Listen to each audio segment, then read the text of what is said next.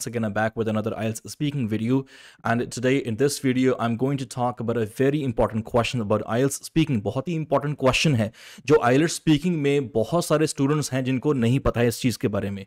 देखिए, एक मैं सबसे पहले IELTS speaking की बात करने से पहले सबसे पहले मैं राइटिंग की बात करूंगा. राइटिंग में अगर आपने कुछ भी लिखा और जब आपकी राइटिंग चेक होने के लिए जाती है IELTS एग्जामिनर के पास, और राइटिंग एग्जामिनर जब उसको चेक करता है और अगर कुछ भी ऐसा उसमें लिखा हुआ है, फॉर एग्जाम्पल आपकी हैंड राइटिंग अच्छी नहीं है and examiner is not able to understand that what you have written, that means your handwriting is not legible. You have to work on your handwriting. अगर आपकी hand writing clear नहीं है तो उस case में आपको क्या लगता है कि एग्जामिनर को अगर समझ में नहीं आ रहा है तो वो क्या करेगा? I don't understand. इस क्वेश्चन का आंसर आप कमेंट में जरूर बताएं. लेकिन आइलेट्स स्पीकिंग में भी आपको बता दूं ऐसा होता है. In case if you are saying something, for example if you trying to say something and examiner is not able to understand you, sometimes ऐसा भी हो सकता है कि आप कुछ ऐसा सेंटेंस बोलने की कोशिश कर रहे हैं जो कि एग्जामिनर को समझ में नहीं आ रहा है. दैट मीन्स ग्रामेटिकल प्रॉब्लम है. But yes, sometimes they can take a guess, sometimes they can guess कर सकते हैं, लेकिन एग्जामिनर हर बार गेस नहीं करेगा. और इसके अलावा एक ये प्रॉब्लम भी होती है जिसको बोलते हैं मम्बलिंग. ना मम्बलिंग क्या होती है आपको बता दूं. मम्बलिंग का मतलब होता है, एक होती है फम्बलिंग, FUMBLING फम्बलिंग, और दूसरी होती है मम्बलिंग.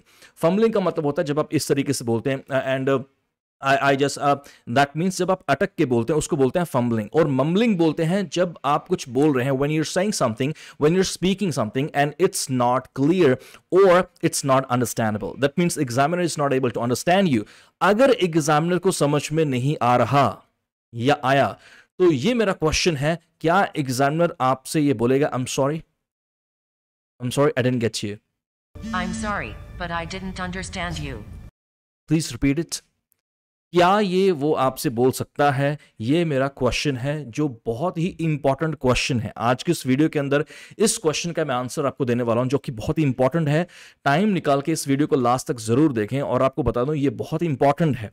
हो सकता है कि आपका बैंड स्कोर 6 आ रहा है या फिर 6.5 आने वाला है, और इस वीडियो को देखने के बाद आपका बैंड स्कोर 7+ आ जाए. Okay, hi everyone, I'm Arun Vashist and I'm a speaking specialist, especially for IELTS. And today in this video, I'm going to answer that in case if you're not understandable, that means if examiner is not able to understand you, so in that case, what to do and how to tackle this problem.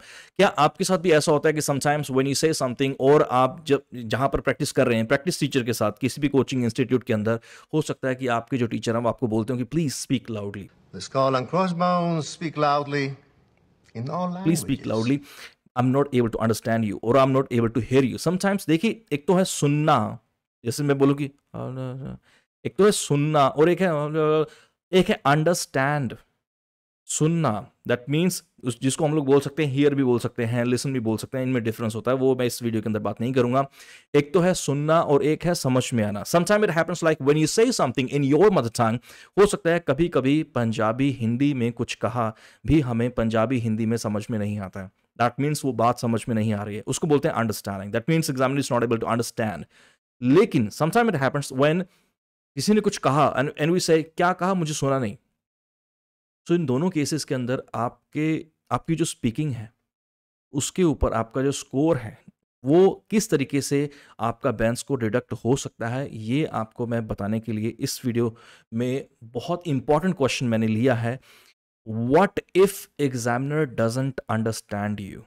क्या होगा अगर examiner को आपकी समझ नहीं आ रही है, या फिर आप कुछ भी ऐसे words, sometimes it might happen that you are trying to pronounce something और वो प्रोनाउंसिएशन क्लियर नहीं है. हो सकता है कि प्रोनाउंसिएशन में हो सकता है कि आप उनको प्रॉपर तरीके से प्रोनाउंस नहीं कर पा रहे हैं. कुछ लेटर्स ऐसे हैं, कुछ वर्ड्स ऐसे हैं that you are struggling to pronounce. But when examiner is not able to understand, अगर उसको समझ में नहीं आया तो आपका स्कोर डिडक्ट होगा. कौन सी कैटेगरी में डिडक्ट होगा? वो होगा आपका कैटेगरी प्रोनाउंसिएशन, जिसमें कि उसको क्लैरिटी चाहिए. अगर उसको समझ में नहीं आ रहा है, दैट मीन्स वो प्रोनाउंसिएशन कैटेगरी में आपका स्कोर डिडक्ट करेगा. तो अभी आपको बता दूं कि जब भी आप किसी भी वर्ड को प्रोनाउंस करते हैं या फिर आप कुछ भी बोल रहे हैं, पहली चीज तो आपको ऊंचा बोलना चाहिए. स्पीक लाउडली, इसको इंप्रूव करने के लिए speak loudly, step number 1. Step number 2, जो भी आप बोल रहे हैं उसके ऊपर आप स्ट्रेस डाल के आप बोल सकते हैं। जैसे मान के चलिए कि अगर आपने बोलना है कि एंड आई वेंट देयर, तो आप वेंट को नॉर्मल मत बोलें, आप इस तरीके से बोल सकते हैं and I went there, and I went there. तो ये ना हो कि आप बिल्कुल नॉर्मल पिच में बात कर रहे हैं एंड आपको पता चल गया होगा कि प्रैक्टिस टीचर ने आपको बता दिया होगा जहां भी आप प्रैक्टिस कर रहे हैं। एंड ट्रस्ट मी, ये चीज़ बहुत इंपॉर्टेंट है। और प्रोनाउंसिएशन एक ऐसी कैटेगरी है जो कि 25% है, 25% है आपके ओवरऑल आइल्स स्पीकिंग बैंड स्कोर का, और इसके ऊपर आपको ज़रूर वर्क करना। और ये क्वेश्चन इतना इंपॉर्टेंट हो सकता है आपकी आइल्स राइटिंग के लिए भी। अगर आप कुछ भी लिख रहे हैं, अगर आपकी हैंड राइटिंग भी अच्छी नहीं है, make sure that you work on your handwriting, because you would not get a call from IELTS writing examiner, excuse me, hi, actually I am just trying to check your IELTS writing task two and I am not able to understand that what it's written, so please let me know that. ऐसा नहीं होगा, आपको वो call नहीं आएगा, directly आपके जो band score हैं वो डिडक्ट होंगे। स्पीकिंग की मैं बात कर रहा हूँ इस वीडियो के अंदर खास तौर पे। और आपने देखा होगा कि sometimes examiners they do smile, वो स्माइल करते हैं इस तरीके से, nice, I am not able to understand you but that's fine, I deduct definitely your band scores, right. Okay okay. और स्टूडेंट्स बोलते हैं बाहर आके, सर स्माइल करी ਜਾਂਦਾ ਸੀ, सर पूरी स्माइल करी ਜਾਂਦਾ ਸੀ, सर स्माइल कर रही थी। No, it's not the case. Please practice करें प्रॉपर तरीके से। और इस क्वेश्चन को अगर आपको लगता है कि ये क्वेश्चन इंपॉर्टेंट है तो मुझे कमेंट्स में ज़रूर बताएं, what if examiner doesn't understand you. अगर उसको आपकी समझ नहीं आ रही है तो उस केस में आपको क्या करना है, अगर आपको इसका आंसर मिल गया है और ये क्वेश्चन इंपॉर्टेंट है।